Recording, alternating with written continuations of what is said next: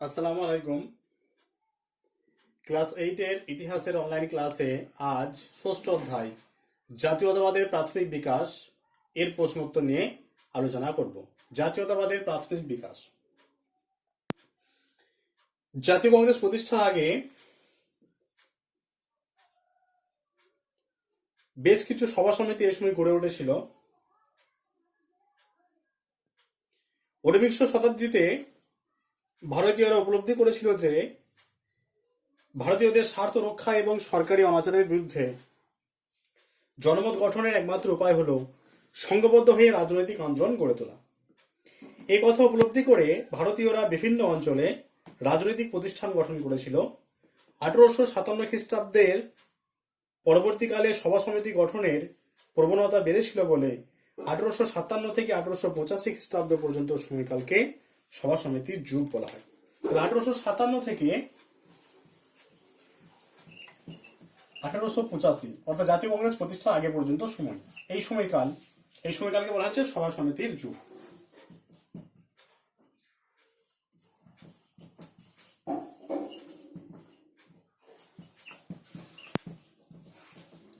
তাহলে 1857 থেকে 1885 এই সময়কালকে বলা হয় সভা সমিতির যুগ।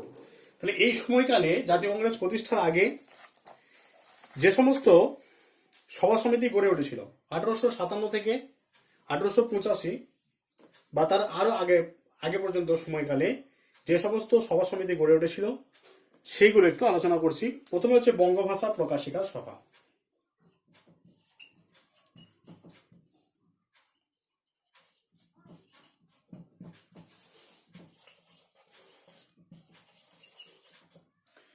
বঙ্গভাষা প্রকাশিকা সভা এটা গড়ে উঠেছিল 1836 খ্রিস্টাব্দে। বঙ্গভাষা প্রকাশিকা সভা গড়ে উঠেছিল 1836 খ্রিস্টাব্দে। এই প্রতিষ্ঠা সঙ্গে যুক্ত ছিলেন কালীনাথ রায়চৌধুরী, দ্বারকানাথ ঠাকুর, প্রসন্ন কুমার ঠাকুর প্রমুখ ব্যক্তিরা। এরা বঙ্গভাষা প্রকাশিকা সভার সঙ্গে যুক্ত ছিলেন। 2 নম্বর হলো জমিদার সভা।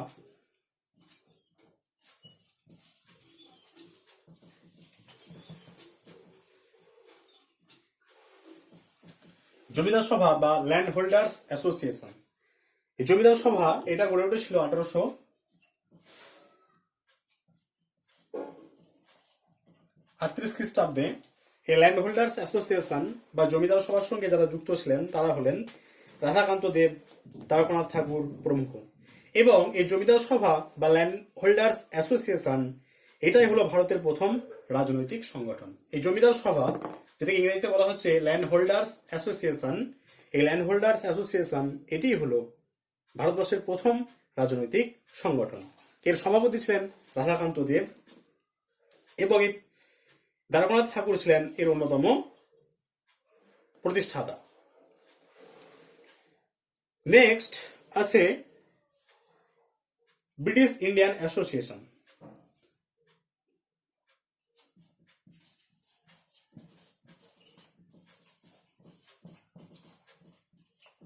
ব্রিটিশ ইন্ডিয়ান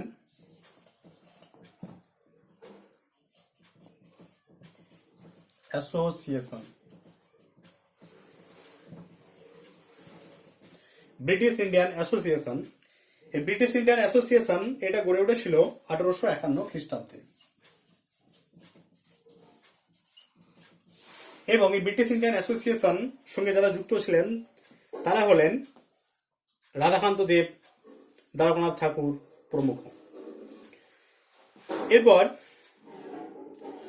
নেক্সট হচ্ছে Bombay native association.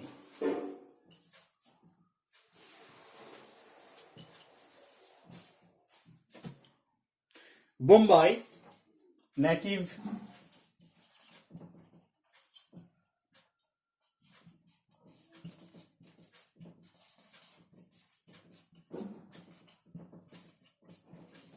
Bombay native association এটা গড়ে উঠেছিল 1852 খ্রিস্টাব্দে।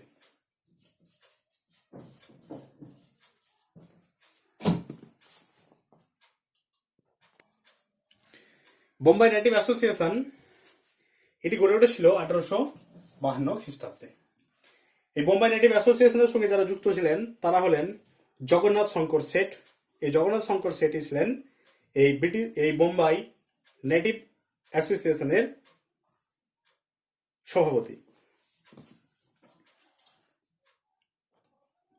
এরপর আছে Madras native association.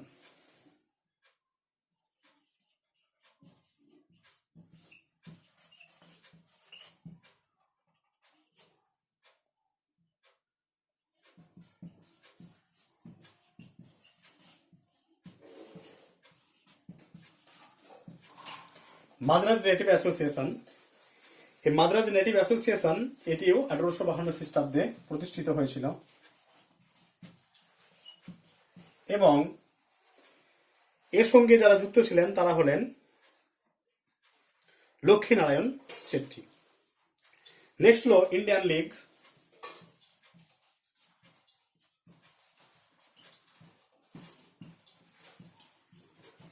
Indian League, এই ইন্ডিয়ান লীগ এটি গড়ে উঠেছিল 1875 খ্রিস্টাব্দে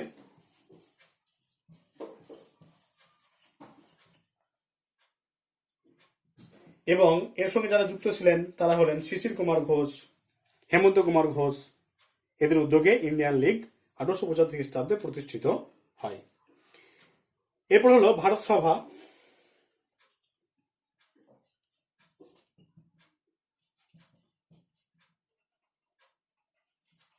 ভারত সভা গড়ে উঠেছিল 1876 খ্রিস্টাব্দে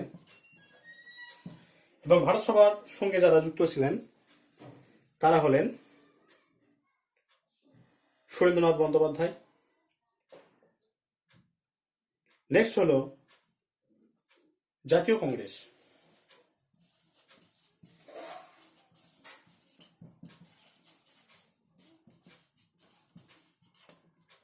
আঠারোশো 1885 খ্রিস্টাব্দ। 1885 খ্রিস্টাব্দ। এর সভাপতি ছিলেন উমেশচন্দ্র বন্দ্যোপাধ্যায়। তাহলে এই জাতীয় কংগ্রেস প্রতিষ্ঠার আগে এই সমস্ত সভা সমিতিগুলো গড়ে উঠেছিল।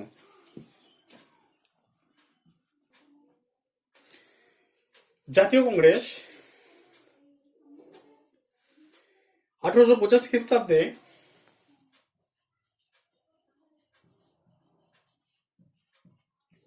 আঠাশ থেকে 30শে ডিসেম্বর বোম্বাইয়ের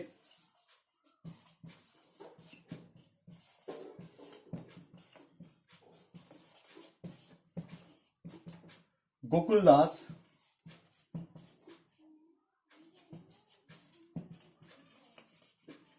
তেজপাল সংস্কৃত কলেজে প্রথম জাতীয় কংগ্রেস অধিবেশন বসে।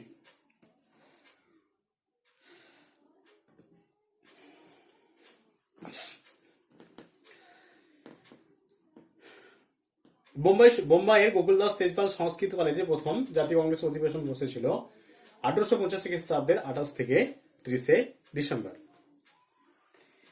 জাতীয় কংগ্রেস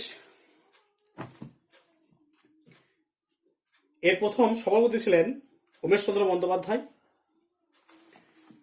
জাতীয় কংগ্রেস প্রতিষ্ঠার মূল লক্ষ্য ছিল যে ভারতের বিভিন্ন প্রান্তের স্বাধীনতা আন্দোলনের কর্মীদের সঙ্গে একটা বন্ধুত্বপূর্ণ সম্পর্ক স্থাপন করা, জনগণের বিভিন্ন দাবি দাওয়া সম্মিলিতভাবে সরকারের কাছে পেশ করা। এই দুটো মূলত লক্ষ্যকে সামনে রেখে জাতীয় কংগ্রেস প্রতিষ্ঠিত হয়েছিল। জাতীয় কংগ্রেসের যারা সমর্থক তাদেরকে দুটি ভাগে ভাগ করা যায়, একটা হচ্ছে নরমপন্থী, একটা হলো চরমপন্থী।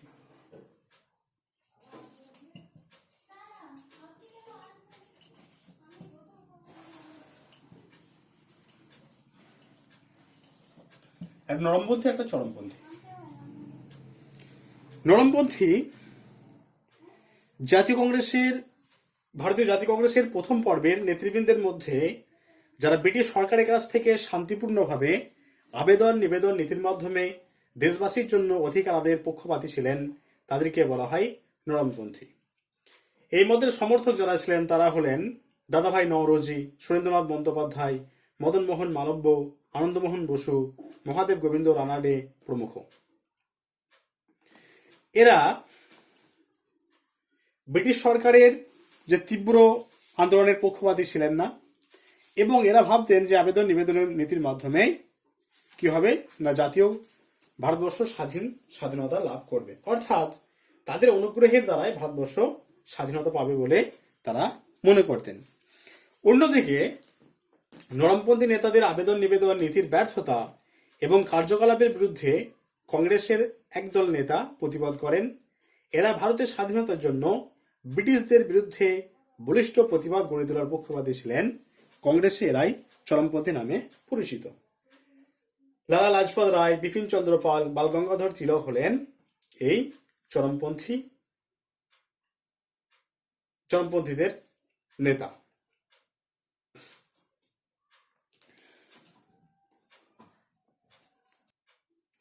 ইলবার্ট বিল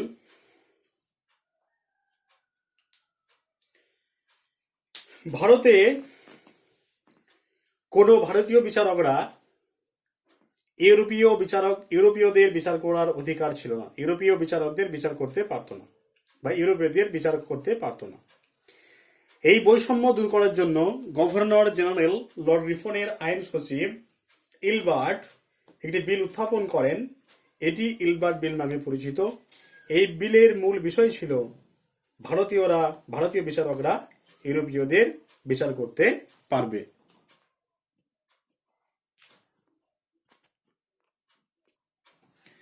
হিউম ডাফরিন, ষড়যন্ত্র তত্ত্ব। হিউম ছিলেন একজন ইংরেজ সিভিল সার্জেন্ট। ডাফরিন ছিল ভারতের ভাইসরয়। হিউম ডাফরিন ষড়যন্ত্র তত্ত্ব বলতে বোঝায় যে হিউম ও ডাফরিনের ষড়যন্ত্রে নাকি জাতীয় কংগ্রেসের প্রতিষ্ঠা হয়েছে। হিউমের জীবনীকার ওয়েডারবার্নের জাতীয় কংগ্রেস প্রতিষ্ঠার এই তত্ত্ব হিউম ডাফরিন ষড়যন্ত্র তত্ত্ব নামে পরিচিত।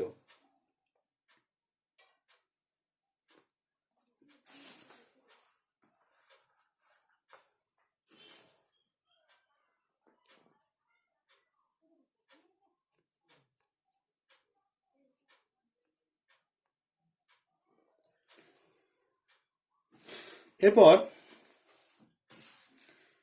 নরমপন্থী এবং চরমপন্থীদের মধ্যে যদি পার্থক্য বলে, মূল পার্থক্য কি? নরমপন্থী এবং চরমপন্থীদের মধ্যে মূল পার্থক্য,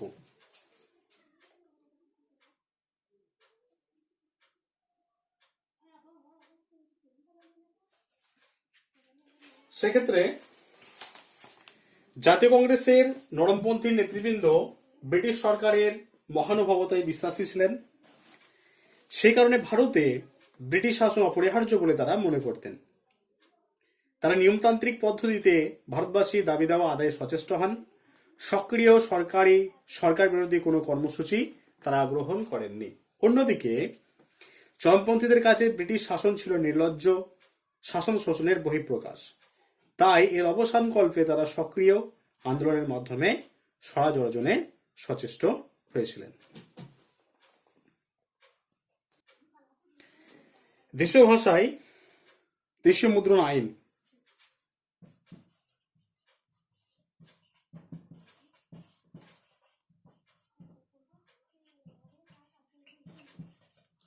দেশীয় মুদ্রা আইন লর্ড লিটন এই আইন পাস করেছিলেন 1878 খ্রিস্টাব্দে।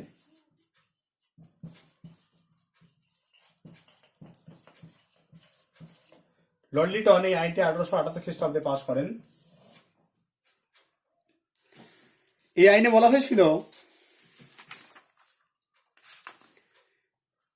দেশীয় ভাষায় প্রকাশিত সংবাদপত্র ব্রিটিশ সরকারের বিরোধী কোনো লেখা প্রকাশ করা যাবে না। যদি দেশীয় ভাষায় প্রকাশিত কোনো সংবাদপত্রে ব্রিটিশ সরকার বিরোধী বক্তব্য প্রকাশ এবং প্রচার করা হয়, তাহলে ওই সংবাদপত্রের ছাপাখানা বাজেয়াপ্ত করা হবে। 1882 খ্রিস্টাব্দে লর্ড রিফন এই আইন প্রত্যাহার করে নেন। একই রকম ভাবে অস্ত্র আইনও পাস করেছিলেন লর্ড লিটন 1878 খ্রিস্টাব্দে, সালটা একই হবে। এবং এই অস্ত্র আইনে বলা হয়েছিল কোনো ভারতীয় আত্মরক্ষার জন্য অস্ত্র রাখতে পারবে না। এবং ইউরোপীয়রা তাদের প্রয়োজনে অস্ত্র রাখতে পারবে, অর্থাৎ অস্ত্র আইন ইউরোপীয়দের ক্ষেত্রে প্রযোজ্য হবে না। অর্থনৈতিক জাতীয়তাবাদ কি? ব্রিটিশ ইস্ট ইন্ডিয়া কোম্পানি আমলে যে জাতীয়তাবাদী নেতাগণ ভারতের অর্থনৈতিক দুরবস্থার জন্য ব্রিটিশ সরকারকে দায়ী করে সমালোচনা করেছিলেন, তাদের বক্তব্যকে বলা হয় অর্থনৈতিক জাতীয়তাবাদ।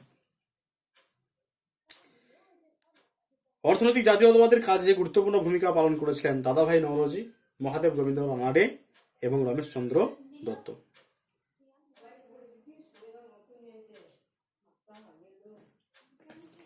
লালবাল পাল নামে কারা পরিচিত? বাংলা, মহারাষ্ট্র এবং পাঞ্জাবের এই তিন নেতা, পাঞ্জাবের লালা লাজপত রায়, মহারাষ্ট্রের বাল গঙ্গাধর তিলক এবং বাংলার বিপিন চন্দ্র পাল, এদের একসঙ্গে বলা হয় লালবাল পাল। সুরাট কংগ্রেসের গুরুত্ব কি ছিল? 1907 খ্রিস্টাব্দে 1907 খ্রিস্টাব্দে কংগ্রেসের সুরাট অধিবেশনে কংগ্রেসী নেতৃবৃন্দ দুটি দলে বিভক্ত হয়ে পড়ে, নরমপন্থী এবং চরমপন্থী। এই অধিবেশনে চরমপন্থী কংগ্রেস ত্যাগের সিদ্ধান্ত গ্রহণ করে। চরমপন্থীরা স্বরাজ, স্বদেশীয় বয়কট প্রভৃতি কর্মসূচির মাধ্যমে সক্রিয় আন্দোলনের পথ গ্রহণ করে।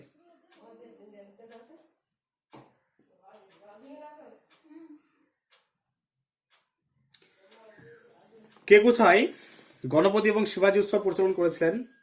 মহারাষ্ট্রের জনপ্রিয় নেতা বাল গঙ্গাধর তিলক 1893 খ্রিস্টাব্দে গণপতি উৎসব এবং মারাঠা বীর শিবাজী জন্মদিন প্রতিপালন উপলক্ষে শিবাজী উৎসবের প্রচলন করেছিলেন 1895 খ্রিস্টাব্দে।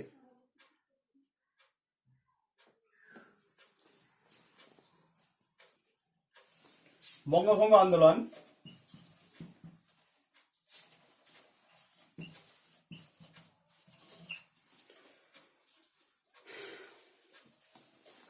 বঙ্গভঙ্গ আন্দোলন 1905 খ্রিস্টাব্দে 5 জুলাই বঙ্গভঙ্গের সিদ্ধান্ত সরকারিভাবে ঘোষণা করা হয় এবং যিনি ঘোষণা করেছিলেন তার নাম হল বড়লাট লর্ড কার্জন। এতে বলা হয় আসাম, ঢাকা বিভাগ, চট্টগ্রাম বিভাগ, পার্বত্য ত্রিপুরা, দার্জিলিং ও রাজশাহী বিভাগ একত্র করে পূর্ববঙ্গ আসাম নামে এক নতুন প্রদেশ গঠিত হবে এবং সেই প্রদেশের শাসনভার একজন ছোট লাটের ওপর ন্যস্ত থাকবে। ঢাকা হবে এই নতুন প্রদেশের রাজধানী। 16 অক্টোবর বঙ্গ বিভাগ কার্যকরী হয়। বঙ্গভঙ্গের পশ্চাতে সরকারি যুক্তি কি ছিল? বঙ্গভঙ্গের পশ্চাতে সরকারি যুক্তি ছিল একজন গভর্নরের হাতে বাংলার প্রেসিডেন্সির মতো একটি বিশাল প্রদেশের শাসনভার রাখা একেবারে সমীচীন নয়। শাসনতান্ত্রিক সুবিধার জন্য অবহেলিত আসাম, উড়িষ্যা প্রদেশের উন্নয়নের জন্য বঙ্গ বিভাগ অপরিহার্য। সরকারি যুক্তি ছিল বঙ্গ বিভাজনের মাধ্যমে দুটি প্রদেশের কল্যাণ সাধিত হবে এবং সরকার জনগণের অভাব অভিযোগ দূর করতে পারবে। তাহলে বঙ্গ বিভাগে যে বিভাজন বা বঙ্গভঙ্গের যে আসল উদ্দেশ্য কি ছিল? প্রকৃত উদ্দেশ্য কি বঙ্গ বিভাগের?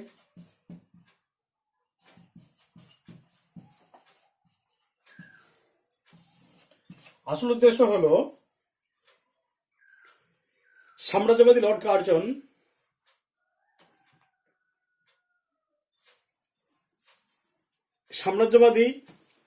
লর্ড কার্জন তিনি চেয়েছিলেন যে এই বঙ্গ বিভাগ করে জাতীয় আন্দোলনকে দুর্বল করতে, বাঙালিকে সংখ্যালঘু শ্রেণীতে পরিণত করতে, হিন্দু মুসলমানদের মধ্যে বিভেদ ও বিদ্বেষ সৃষ্টি করতে। এই কারণের জন্য Lord Curzon divide and rule policy অনুসরণ করেন। প্রশাসনিক সুবিধার বিষয়টি ছিল একটি অজুহাত মাত্র।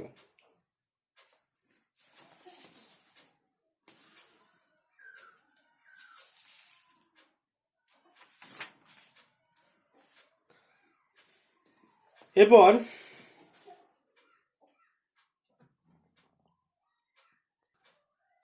এ নেশন ইন মেকিং, এটা কার আত্মজীবনী? সুরেন্দ্রনাথ বন্দ্যোপাধ্যায়ের আত্মজীবনী। ইম্পর্টেন্ট প্রশ্ন, এটা পরীক্ষায় অনেক সময় আসে। এ নেশন ইন মেকিং কার আত্মজীবনী? সুরেন্দ্রনাথ বন্দ্যোপাধ্যায়ের আত্মজীবনী a nation in making.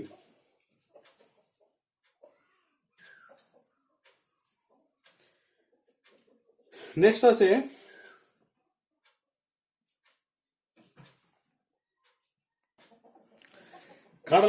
Carlyle circular কি?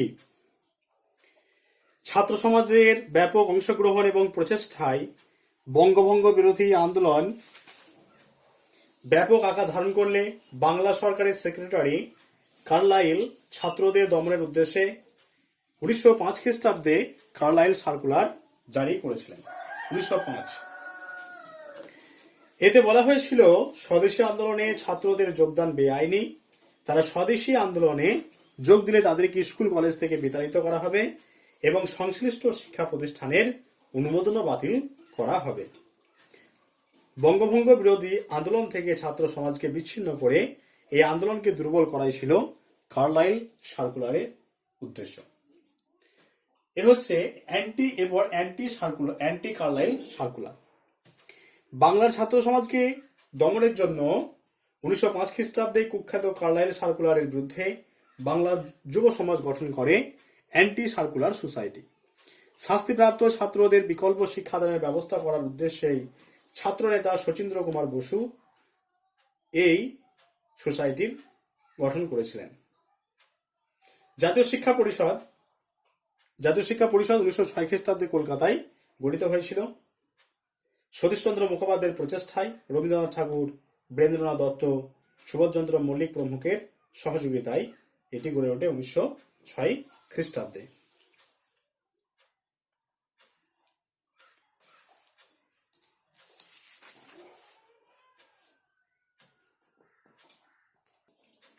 এরপর 1 নম্বরে যে প্রশ্নগুলো হয়, সংক্ষিপ্ত যে প্রশ্ন বিকল্প চয়নে যেগুলো থাকে সেগুলো একটু বলছি।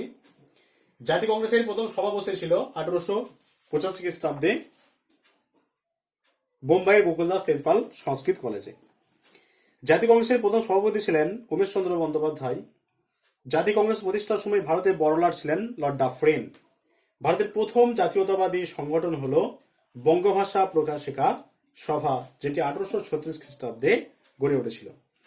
ভারতের প্রথম রাজনৈতিক সংগঠন হল জমিদার সভা বা ল্যান্ড হোল্ডার্স অ্যাসোসিয়েশন। জাতীয় মেলা বা হিন্দু মেলা প্রতিষ্ঠা করেছিলেন নবগোপাল মিত্র। ইন্ডিয়ান লিগ প্রতিষ্ঠা করেছিলেন শিশির কুমার ঘোষ। ইন্ডিয়ান অ্যাসোসিয়েশন বা ভারত সভা প্রতিষ্ঠা করেন সুরেন্দ্রনাথ বন্দ্যোপাধ্যায় 1876 খ্রিস্টাব্দে।